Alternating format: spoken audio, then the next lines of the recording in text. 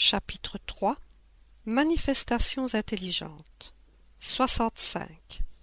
Dans ce que nous venons de voir, rien assurément ne révèle l'intervention d'une puissance occulte, et ses effets pourraient parfaitement s'expliquer par l'action d'un courant magnétique ou électrique ou celle d'un fluide quelconque. Telle a été, en effet, la première solution donnée à ces phénomènes, et qui pouvait, avec raison, passer pour très logique. Elle aurait sans contredit prévalu si d'autres faits ne fussent venus en démontrer l'insuffisance. Ces faits sont les preuves d'intelligence qu'ils ont données. Or, comme tout effet intelligent doit avoir une cause intelligente, il demeurait évident qu'en admettant même que l'électricité ou tout autre fluide y jouât un rôle, il s'y mêlait une autre cause. Quelle était-elle? Quelle était cette intelligence? C'est ce que la suite des observations a fait connaître. 66. Pour qu'une manifestation soit intelligente, il n'est pas nécessaire qu'elle soit éloquente, spirituelle ou savante.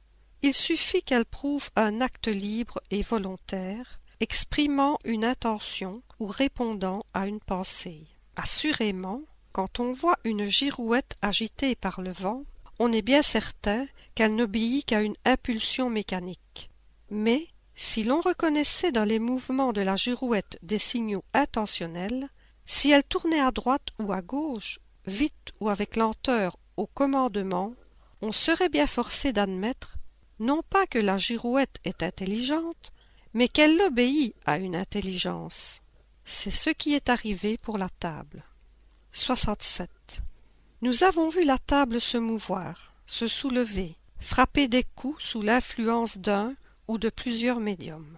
Le premier effet intelligent qui fut remarqué, ce fut de voir ces mouvements obéir au commandement. Ainsi, sans changer de place, la table se soulevait alternativement sur le pied désigné, puis, en retombant, frappait un nombre déterminé de coups, répondant à une question.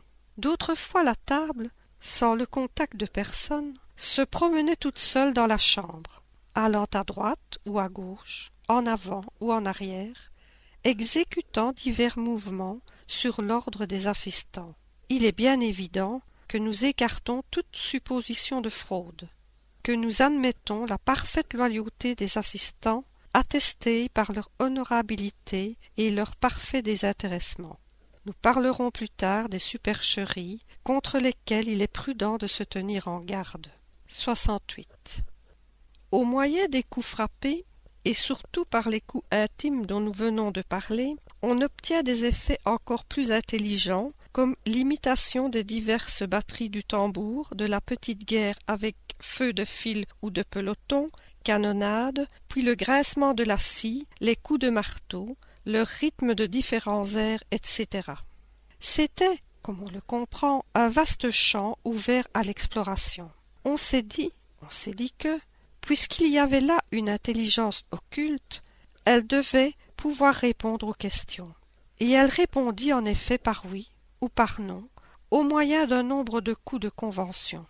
Ces réponses étaient bien insignifiantes. C'est pourquoi on eut l'idée de faire désigner les lettres de l'alphabet et de composer ainsi des mots et des phrases. 69. Ces faits renouvelés à volonté par des milliers de personnes et dans tous les pays ne pouvaient laisser de doute sur la nature intelligente des manifestations. C'est alors que surgit un nouveau système selon lequel cette intelligence ne serait autre que celle du médium, de l'interrogateur ou même des assistants. La difficulté était d'expliquer comment cette intelligence pouvait se réfléchir dans la table et se traduire par des coups. Dès qu'il était avéré que ces coups n'étaient pas frappés par le médium, ils l'étaient donc par la pensée. Or, la pensée frappant des coups, c'était un phénomène plus prodigieux encore que tous ceux dont on avait été témoin. L'expérience ne tarda pas à démontrer l'inadmissibilité de cette opinion. En effet, les réponses se trouvaient fort souvent en opposition formelle avec la pensée des assistants, en dehors de la portée intellectuelle du médium, et même dans des langues ignorées de lui, en relatant des faits inconnus de tous.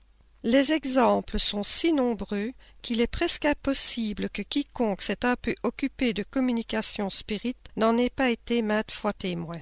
Nous n'en citerons qu'un seul qui nous a été rapporté par un témoin oculaire. 70. Sur un navire de la marine impériale française, en station dans les mers de la Chine, tout l'équipage, depuis les matelots jusqu'à l'état-major, s'occupait de faire parler les tables. On eut l'idée d'évoquer l'esprit d'un lieutenant de ce même vaisseau, mort depuis 2 ans. Il vint, et, après diverses communications qui frappèrent tout le monde d'étonnement, il dit ce qui suit par coup frappé. « Je vous prie instamment de faire payer au capitaine la somme de... » il indiquait le chiffre, « que je lui dois et que je regrette de n'avoir pu lui rembourser avant ma mort. » Personne ne connaissait le fait.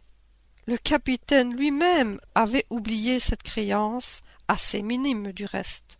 Mais en cherchant dans ses comptes, il y trouva la mention de la dette du lieutenant, et dont le chiffre indiqué était parfaitement exact. Nous demandons de la pensée de qui cette indication pouvait être le reflet. 71. On perfectionna l'art de communiquer par des coups alphabétiques, mais le moyen était toujours très long. Cependant, on en obtint d'une certaine étendue ainsi que d'intéressantes révélations sur le monde des esprits. Ceux-ci en indiquèrent d'autres, et c'est à eux que l'on doit le moyen des communications écrites. Les premières communications de ce genre eurent lieu en adaptant un crayon au pied d'une table légère posée sur une feuille de papier. La table, mise en mouvement par l'influence d'un médium, se mit à tracer des caractères, puis des mots et des phrases. On simplifia successivement ce moyen en se servant de petites tables grandes comme la main, faites exprès, puis de corbeilles, de boîtes de carton, et enfin de simples planchettes. L'écriture était aussi courante, aussi rapide et aussi facile qu'avec la main, mais on reconnut plus tard que tous ces objets n'étaient en définitive que des appendices véritables porte-crayons dont on pouvait se passer en tenant soi-même le crayon. La main, entraînée par un mouvement involontaire, écrivait sous l'impulsion imprimée par l'esprit, et sans le concours de la volonté ni de la pensée du médium. Dès lors, les communications d'outre-tombe n'eurent pas plus de bornes que la correspondance habituelle entre vivants.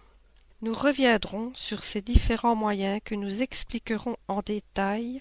Nous les avons rapidement esquissés pour montrer la succession des faits qui ont conduit à constater dans ces phénomènes l'intervention d'intelligences occultes, autrement dit des esprits.